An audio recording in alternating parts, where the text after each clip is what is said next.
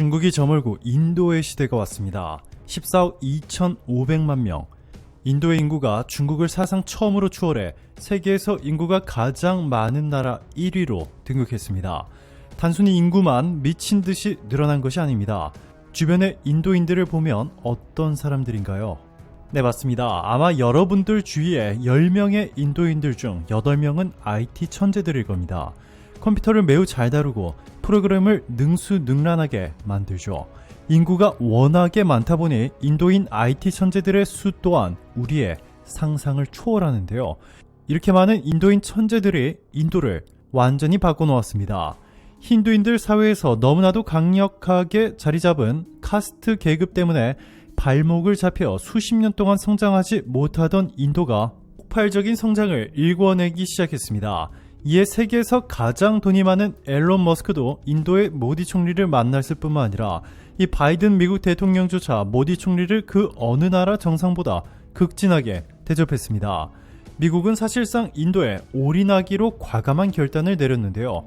그런데 인도 모디 총리가 갑자기 바이든의 뒤통수를 때리며 너무나 충격적인 폭탄 발표를 해버렸습니다. 그런데 그 중심에는 놀랍게도 바로 한국이 있어 한국인들조차 놀랐는데요. 지금부터 이 놀라운 소식 최고 수익률에서 여러분들에게 전해드리겠습니다. 지금 화면에 보이는 문제 어떠신가요? 대한민국 미적분 킬러 문항보다 훨씬 더 어려운 수준입니다. 그런데 인도 수능에서는 흔한 문제입니다. 인도 수능 관계자는 이렇게 말했습니다. IIT, 인도 공과대학 출신들은 모두 이 JEE, Joint Entrance Examination, 이 IIT의 입학시험 시험지를 처음 보는 순간 시간이 멈춰버리고 머릿속은 텅 비어 그때까지 배웠던 공식에 모두 흐물흐물 녹아버리는 듯한 기억을 갖고 있을 것이다.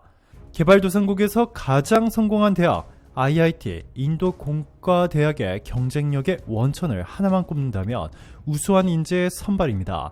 가장 좋은 인재를 뽑기 위해 IIT는 세계에서 가장 어렵고 공정하다는 시험을 치르고 있죠.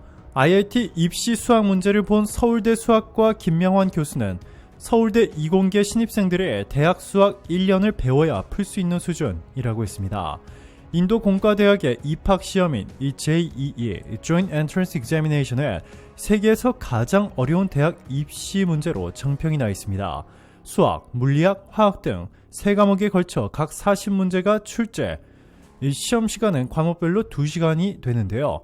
절반만 맞히면 합격할 수 있습니다. 이 100점 만점에 평균 60점이면 원하는 인기학과에 진학할 수 있고 이 전체 수석 합격자가 70점 정도입니다. 실수만 하지 않으면 만점도 맞을 수 있다는 우리나라 수능시험과는 근본적으로 다른 점입니다. 모든 과목은 단답형 4문제를 빼곤 36문제가 사지선다형입니다. 하지만 사지선다형 객관식이라고 해서 한 번호로만 찍어도 전체 점수의 4분의 1은 얻겠지 라고 생각하면 오산입니다. 문제별로 오답에 대해서는 1점에서 2점의 감점이 있기 때문입니다. 이 자신 없는 문제에 대해서는 정답을 쓰지 않는 것이 오히려 낫습니다. 게다가 과목마다 과락이 있기 때문에 한 과목이라도 기준 점수에 미달하면 평균이 아무리 높아도 불합격 처리됩니다. 따라서 학생들은 3과목을 전부 공부해야 합니다. 도대체 얼마나 어려운 것일까요? 국내 한 언론사는 난이도 측정을 위해 서울대 수학부 김명환 교수, 물리학부 유재준 교수, 화학부 김희준 교수 등 3명에게 과목별로 IIT 입시문제 분석을 의뢰했습니다. 세 교수의 공통적인 평가는 우리나라 고등학교 정규 교과 과정에서는 안 가르치는 문제가 많이 출제돼 굉장히 어렵다라는 것이었습니다. 김명환 교수는 수학 과목은 서울대 이공계 신입생들의 대학 수학 1년을 배워야 풀 수 있는 수준이라고 평했고, 이 김희준 교수는 화학 과목을 서울대 이공계 신입생에게 보게 할 경우 사지선다라서 25점을 기본 점수로 받는다 해도 40점을 넘기지 못할 것이라고 예상했습니다. 유재준 교수는 전체적인 문제의 난이도가 국가별로 선발된 과학 영재들이 치르는 국제 올림피아드 수준이라고 말했습니다. 예컨대 수학 과목의 경우 40문제 중 절반인 20문제는 수능시험의 가장 어려운 문제들인 킬러 문항보다 훨씬 더 어려운 수준으로 평가됐습니다. 나머지 20문제는 수능 수준이긴 하지만 수능에서도 가장 난이도가 높은 문제 수준으로 분석됐습니다. 네, 그렇습니다. 인도 공과대학 수학 입학시험은 총 40문제로 20문제는 수능 미적분 킬러 문항 수준이고 나머지 20문제는 서울대학교 수학과 1학년을 끝내야 겨우 풀 수 있는 수준입니다. 인도 공과대학은 왜 이렇게 문제를 어렵게 낼까요? 이에 대해 인도 공과대학 마드라스의 제2 담당 교수인 카밀라 교수는 우수인재를 뽑는 방법은 그것뿐이기 때문이라고 말했습니다. 모든 인도인들이 IIT를 꿈꾸는 상황에서 난이도 높은 문제를 통한 선발 외엔 마땅한 대안이 어렵다는 것입니다. 이 제2는 7개 캠퍼스의 담당관들이 모여 출제를 관리합니다. 완전히 자율적으로 입시 문제를 낸다는 뜻입니다. 자, 그런데 이렇게 세계에서 가장 어려운 수능에 당당하게 통과하게 되면 완전히 다른 세계가 펼쳐집니다. 인생이 바뀌죠. 인도 출신의 CEO로 있는 기업들을 살펴보면 구글, 마이크로소프트, 어도비, IBM, 마이크론 등이 있습니다. 지금은 물러났지만 지난해까지 인도인 대표가 있었던 노키아도 있습니다. 이 BIT 기업으로는 딜로이트, 갭, 위워크 등이 있습니다. 이 파라그 아그라와를 포함해 이들 중 다수는 인도 공과대학 IIT 출신이라는 공통점도 있습니다. 물론 이들 CEO 외에도 기업의 요직이나 실리콘밸리에서 IIT 출신을 너무 많이 볼 수 있습니다. 그래서일까요? 요즘 IIT 재학생을 대상으로 한 채용 설명회에서 6년 만에 2천만 루피, 약 3억 2천만 원 급의 이 연봉 제한이 들어오면서 글로벌 기업들의 러브콜이 쏟아지고 있습니다. 우버는 IIT 뭄바이, 마드라스, 루키, 캄푸르, 구아하티, 바라나스 캠퍼스 재학생에게 기본급 1억 5천만 원의 보너스 및 혜택 등을 포함해 총 3억 3,500만 원에 가까운 연봉을 제시했다고 합니다. 인도의 IIT 채용 설명회에는 우버, JP모건, 플리카트, 아마존, 슐럼버거, 마이크로소프트, 애플, 구글, 텍사스 인스트루먼트, 퀄컴, 골드만삭스, 오라클, 인텔, SAP와 같은 글로벌 대기업이 대거 참가했습니다. IIT 캄푸르 캠퍼스의 경우에는 약 425명의 학부생과 348명의 대학원생이 다니고 있는데 올해 총 47개 글로벌 기업에서 채용 제안을 받았습니다. 이는 지난해 19건에 비하면 150%나 늘어난 것으로 제시한 최고 연봉의 경우 글로벌 기업은 약 3억 2,500만 원, 인도 국내 기업은 1억 9천만 원이었습니다. 인도인들은 하버드나 MIT 입학이 IIT 입학보다 더 쉽다고 말할 정도입니다. 인도인의 평균 월급은 한국의 20분의 1 수준입니다. 즉 인도인들이 3억 3,500만 원의 연봉을 제시받는 것은 한국에서는 60억 원이 넘는 연봉을 받는 것과 비슷한 느낌입니다. 그야말로 인생 역전이죠. 해마다 엄청난 수의 IT 천재들을 배출하는 인도.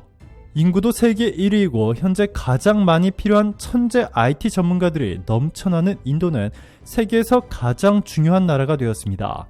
결국 바이든은 인도에 올인한다는 이 파격적인 결단을 내렸습니다. 최근 바이든은 인도 모디 총리를 미국에 국빈 초대하였고 미국 언론들은 처칠급 대접을 했다며 미국 역사상 이렇게 극진하게 다른 나라 정상을 대접한 것은 처음 있는 일이라고 전했습니다. 그러면서 바이든은 모디 총리의 급격하게 성장하는 인도에서 이 미국 기업들이 확실히 자리를 잡을 수 있도록 도와달라고 신신당부했죠. 다른 나라에는 특혜를 주지 말고 오직 미국 기업들에만 특혜를 주라고 요청한 것으로 전해졌습니다. 자, 그런데 모디 총리가 바이든과 만난 후 인도에 도착해 충격적인 발표를 했습니다. 미국이 아닌 한국 기업에 파격적인 지원을 발표한 것인데요. 이 바이든이 미국의 공장을 짓기로 한 한국 기업들에 주는 보조금과는 상대가 안 되는 규모입니다.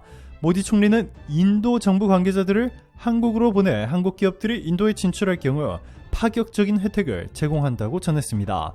이 건립 비용의 무려 50%를 지원하겠다는 것입니다. 인도에 100조짜리 공장을 지으면 50조 원을 주고 200조 원짜리 공장을 지으면 100조를 주겠다는 것이죠. 이뿐만이 아닙니다. 아울러 제품 디자인 관련 투자와 5년간 순매출액의 4에서 6% 수준으로 인센티브를 제공하는 한편 이 전자제품 제조와 정보기술, 하드웨어 투자와 생산을 연계한 인센티브도 지급하고 전자부품과 반도체 제조 관련 투자에는 25% 규모 보조금도 제공하겠다고 밝혔습니다. 이에 삼성도 화끈한 결단을 내렸습니다. 삼성전자는 세계 최고의 인재들로 가득한 인도 공과대학 7개 캠퍼스에 연구소를 설립하고 각 공과대학 학생 및 교수진이 협력해 4에서 6개월간 연구 및 개발 프로젝트를 진행하기 시작했습니다. 이미 이들이 졸업하기도 전부터 삼성전자에서 근무할 수 있는 환경을 만든 것으로 인도 공과대학 학생들도 이 세계 최고의 기업인 삼성전자에서 일하게 돼서 꿈만 같다라고 전했습니다. 오히려 모디 총리가 이렇게 한국에 파격적인 제안을 함으로써 이 삼성 등 한국 기업들이 미국에 추가 투자하려던 천문학적인 규모의 돈을 인도에 쏟아붓기 시작하는 이 대반전이 만들어진 것입니다. 오늘도 감사합니다. 최고로 멋진 하루 보내시길 바랄게요.